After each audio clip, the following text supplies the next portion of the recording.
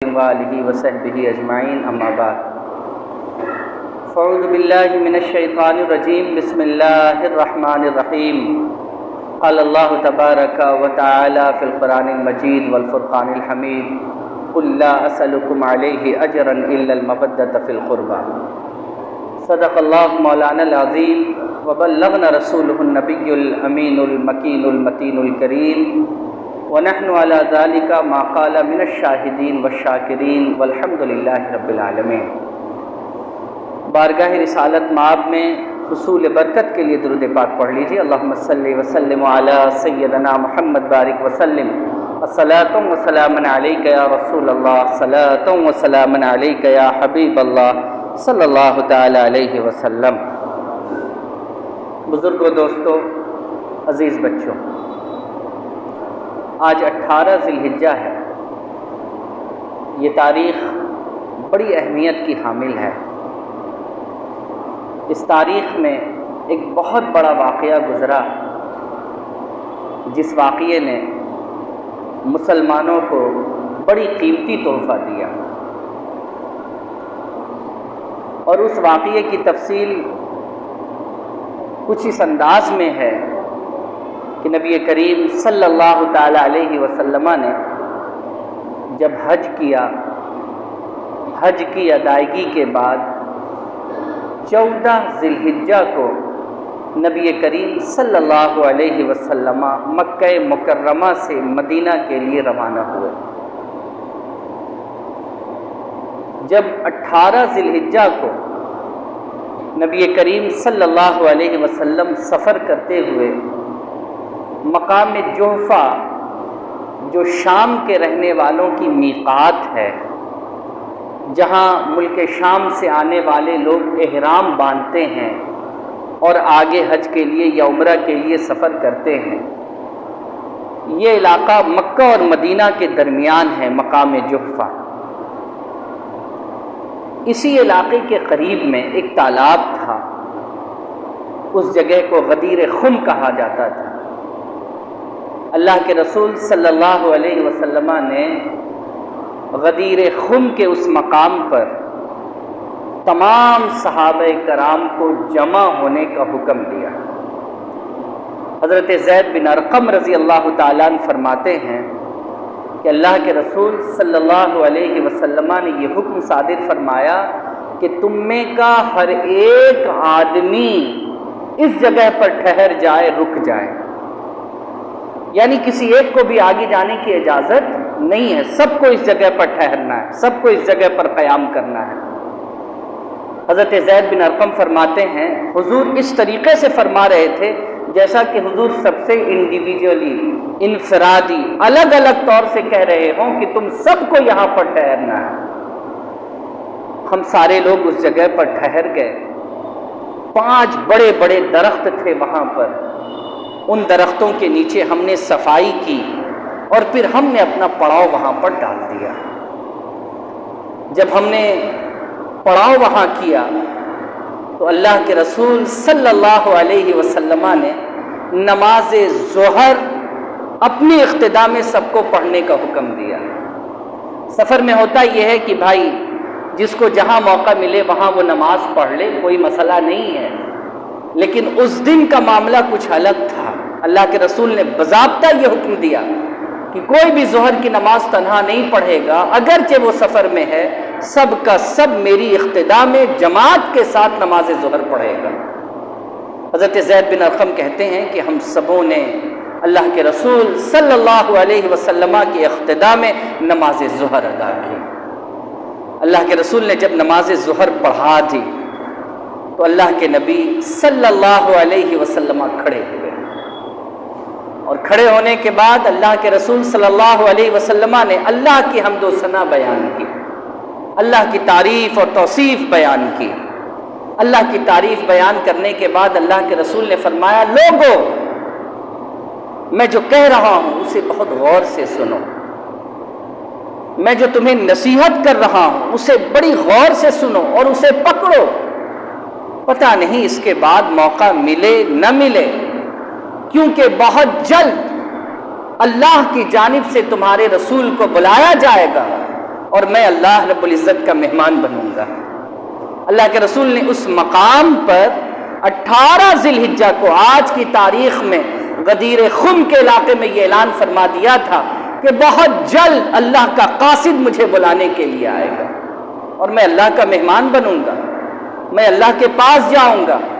اس لیے جو کچھ میں کہہ رہا ہوں بہت غور سے سنو، جو میں تمہیں نصیحت کر رہا ہوں بڑی توجہ سے اسے سنو۔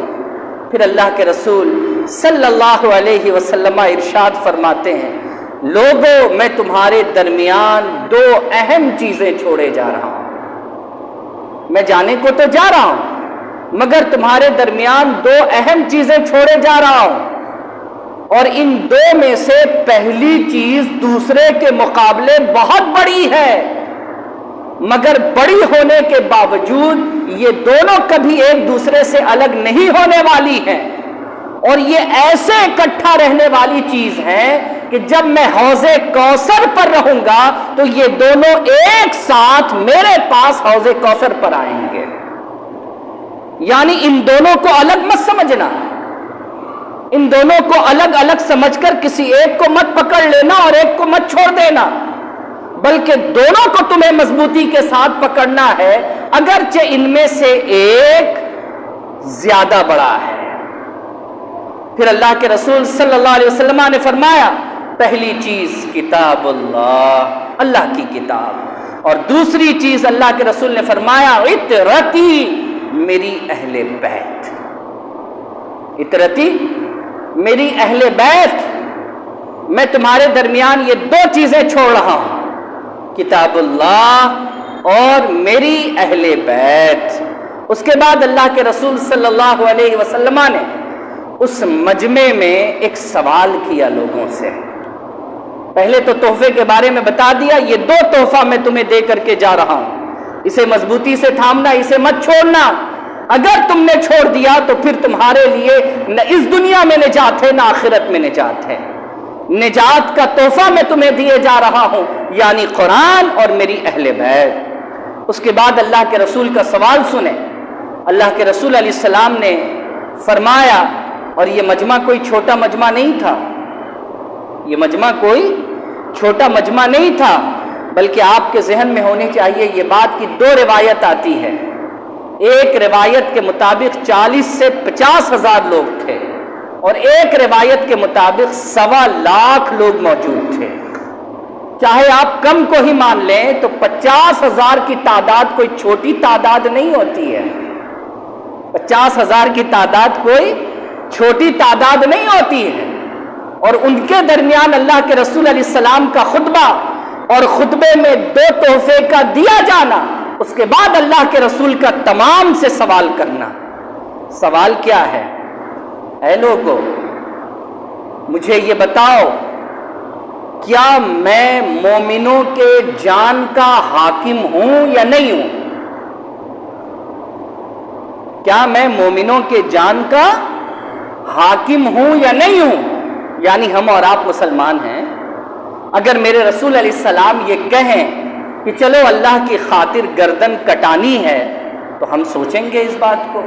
اگر ہم حضور سے پیار کرتے ہیں تو، اگر ہم حضور کو اپنا رسول مانتے ہیں تو، اگر حضور کو ہم اللہ کا پیغمبر مانتے ہیں تو کیا ہم اپنی جان کی پرواہ کریں گے یا حضور کے کہنے پر مر مٹیں گے ہم؟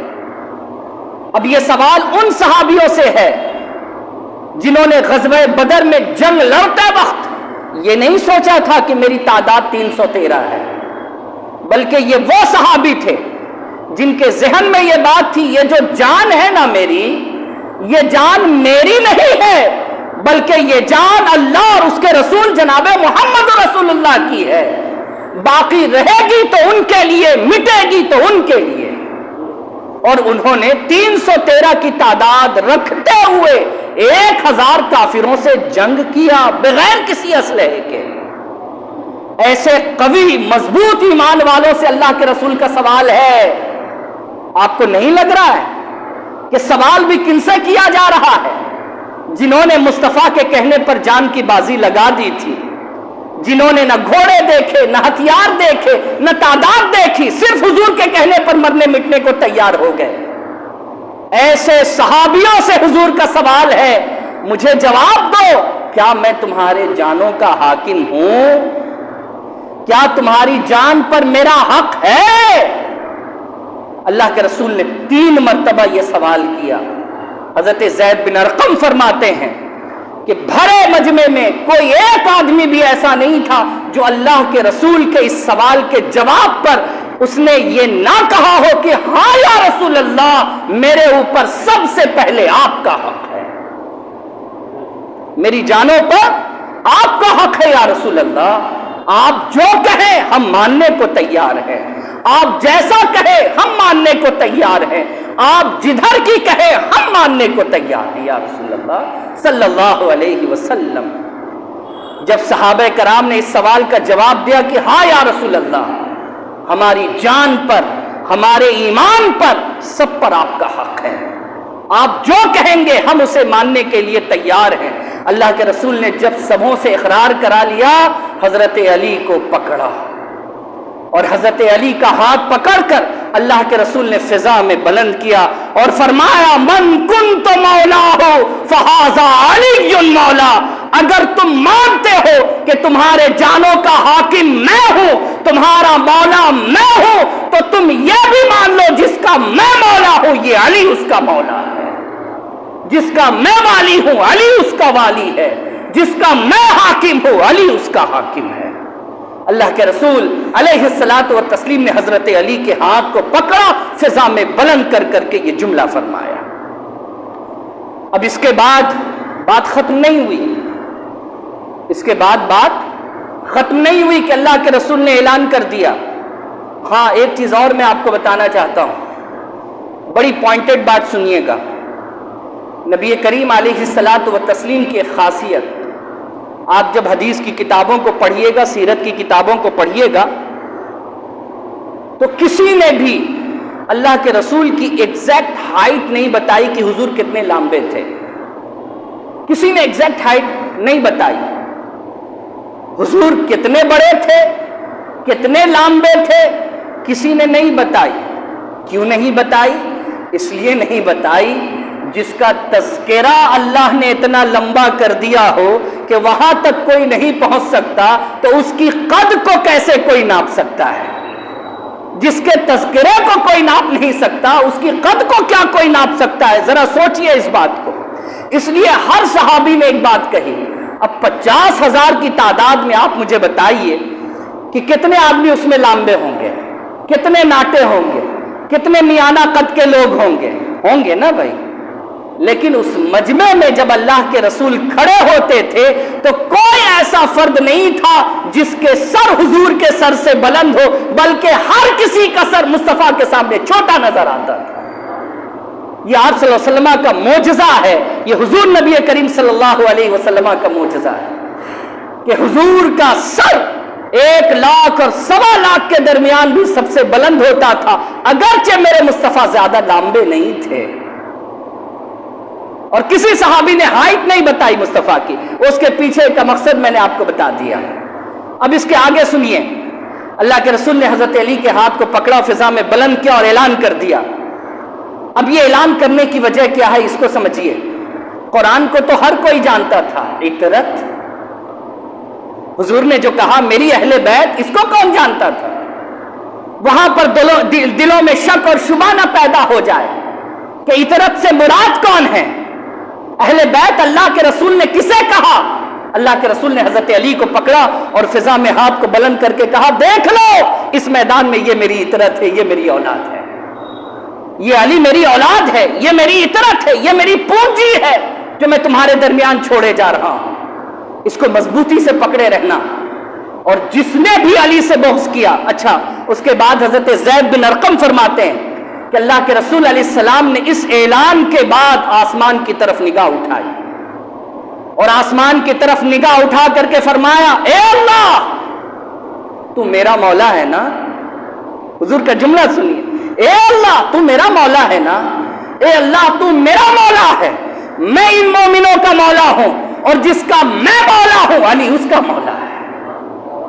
حضور کا جملہ سنیں، اے اللہ تو میرا مولا ہے، میں ان مومنین کا مولا ہوں کیونکہ تو نے مجھے ان کا مولا بنایا ہے اور میں ان مومنین کا مولا علی کو بناتا ہوں۔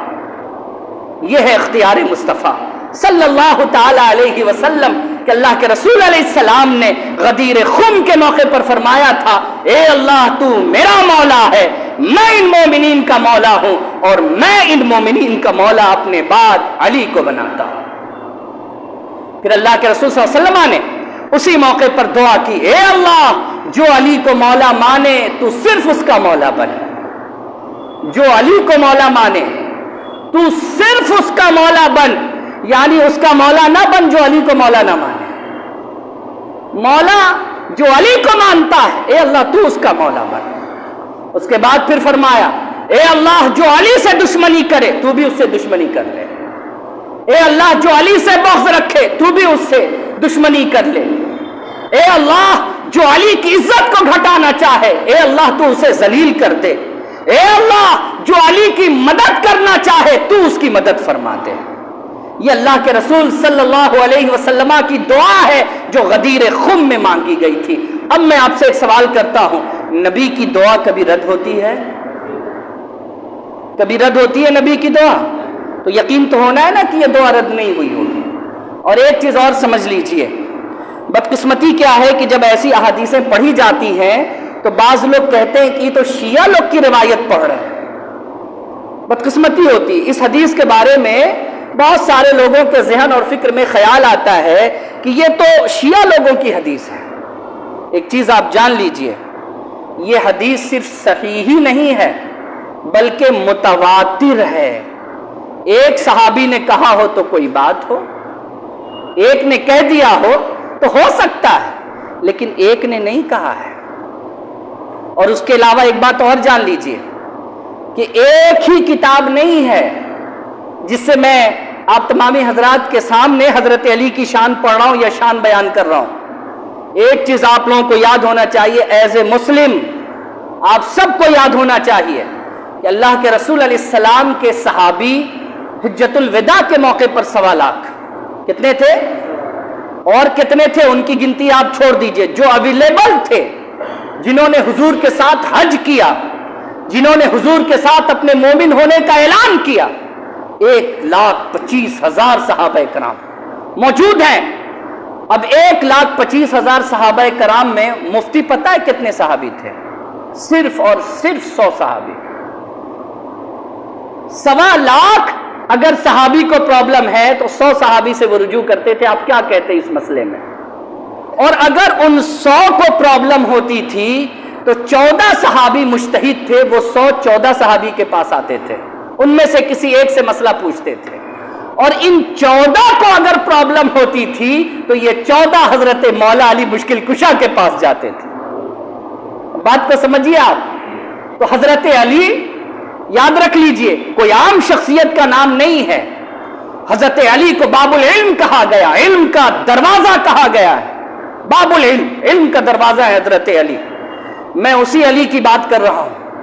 اور آپ کو یہ بھی سن لینا چاہیے ایز اے مسلم کہ محدثین کرام نے باب المناقب میں جتنے بھی صحابہ کرام کی منقبت پڑھی ہو، لکھی ہو، ان کی تعریف اور عظمت اور ان کی بلندی پر حدیثیں لائی ہوں، جتنی حدیث حضرت مولا علی کی شان میں ہے کسی اور صحابی کی شان میں اتنی حدیث موجود نہیں ہے۔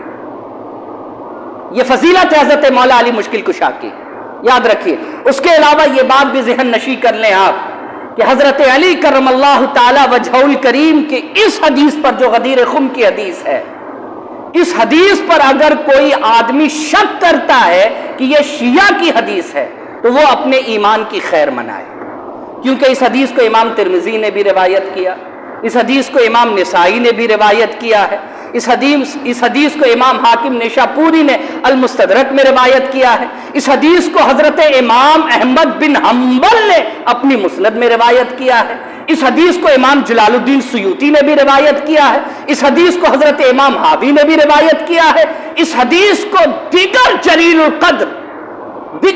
القدر ائمہ نے، فضلاء نے، صحابہ نے روایت کیا ہے۔ اب ذرا سوچئے کہ کوئی اگر آدمی اس حدیث پر شک کرتا ہے تو کیا ایسے آدمی کے ایمان پر شک ہوگا یا نہیں ہوگا؟ ہر حال میں ہونا ہے، کہیں سے کوئی گنجائش نہیں ہے۔ اس لیے بزرگوں، دوستوں اور عزیز بچوں، میری ایک چھوٹی سی نصیحت یاد رکھ لو کہ غدیر خم پر آنے والی حدیث، حضرت مولا علی کو مولا علی کہے جانے کا خطاب جو اللہ کے رسول نے دیا ہے، یہ کوئی شیعہ روایت نہیں ہے، بلکہ یہ آپ صلی اللہ علیہ وسلم کا قول ہے، جسے اہل سنت والجماعت کے جلیل القدر محدثین نے متواتر کے ساتھ روایت کیا ہے۔ یہ بات آپ لوگوں کو یاد ہونی چاہیے۔ اللہ تعالی ہم سب کو حضرت مولا علی سے محبت کرنے کی توفیق عطا فرمائے۔ اور یاد رکھیے، یہ مولا کا خطاب دینا در حقیقت ولایت علی کا اعلان تھا، کیونکہ آپ سب کو پتا ہونا چاہیے کہ نبوت کا دروازہ بند ہوا ہے، ولایت کا نہیں بند ہوا ہے۔ نبی آنے بند ہو گئے، ولی آنا بند نہیں ہوا ہے۔ نبی کا آنا بند ہوا، اللہ کے رسول نے ولایت کا اعلان کیا، اور ولایت کے اعلان کے لیے سید الاولیاء حضرت مولا علی کو اللہ کے رسول صلی اللہ علیہ وسلم نے چنا کہ ولایت کا انتخاب نبوت کے بعد جو سب سے پہلی شخصیت سے شروع ہوتا ہے وہ ذات حضرت مولا علی مشکل کشا کی ہے۔ یہ بات آپ کے ذہن میں ہونی چاہیے۔ یہ غدیر خم کا واقعہ ہے جو میں نے آپ تمامی حضرات کے سامنے تفصیل کے ساتھ بیان کر دیا۔ معذرت کے ساتھ، جمعہ کا وقت بڑا مختصر سا وقت ہوتا ہے، اور اس وقت میں کسی بھی بات کو دل کے ساتھ، طبیعت کے ساتھ کہہ پانا بڑا مشکل ہوتا ہے۔ بات بڑی ادھوری رہ گئی۔ کئی حدیثیں میں نے اس تعلق سے لکھی تھی کہ میں آپ کے سامنے پڑھوں گا، لیکن ایک حدیث پڑھتے پڑھتے وہ ختم ہو گیا، پتہ ہی نہیں چلا۔ اور آپ نے بھی بڑی دلچسپی سے اس بات کو سنی، اور کیوں نہ سنے، جو مسلمان ہے وہ مولا علی سے محبت کرے گا ہی کرے گا۔ محبت میں کوئی کمی اور نقص نہیں ہو سکتی ہے، اور یہ شان علی غدیر خم سے بہتر ہمیں اور آپ کو کہیں پر نظر نہیں آتی ہے۔ اللہ تعالی ہم سب لوگوں کو حضرت علی سے محبت کرنے کی توفیق عطا فرمائے۔ آج کی تاریخ میں حضرت علی کی شان میں صرف اتنی سی بات۔ اب ایک آخری بات نصیحت کے طور پر عرض کرنا چاہتا ہوں، UCC کے تعلق سے، یونیفارم سول کوڈ، یہ جو ایک مسئلہ پورے ہندوستان میں الیکشن 2000